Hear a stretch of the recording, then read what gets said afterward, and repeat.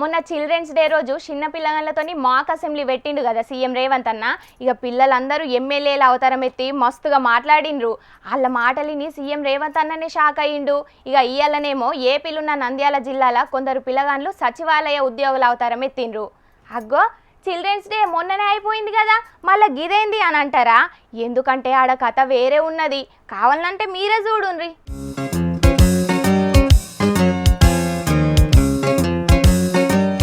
అగో చూస్తున్నారా, పబ్లిక్ ఇచ్చిన అప్లికేషన్లను మర్రేసుకుంటా సచివాలయంలో ఎంత సిన్సియర్గా డ్యూటీ చేస్తున్నారో చిన్న పిల్లగాళ్ళు.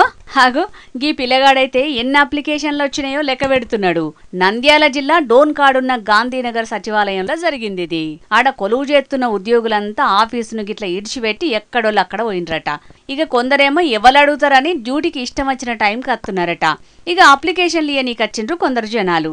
ఇక కుర్చీలలో ఎవ్వరు లేకపోయే వరకు వాళ్ళతోటి వచ్చిన పిల్లలు గీ తీరుగా కుర్చీలలో కూర్చొని అప్లికేషన్లను ముంగటేసుకున్నారన్నట్టు.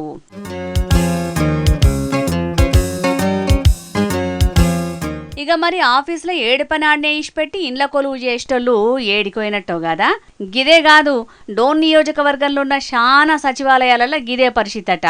కొలువు చేయాల్సిన ఉద్యోగులు కుర్చీలు ఉంటలేరట.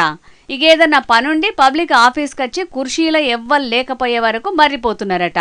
మరి సచివాలయాలలో ఉద్యోగులు గింత సిన్సియర్గా డ్యూటీ చేస్తుంటే సర్కారోళ్ళు ఏం చర్యలు తీసుకోరా? మరి అసలుకే ఏపీలో పోలీసోళ్ళు వాళ్ళ డ్యూటీ చక్కగా చేస్తలేరని తెలిసి deputy CM Pawan Kalyan sir మస్తు గరమైండు.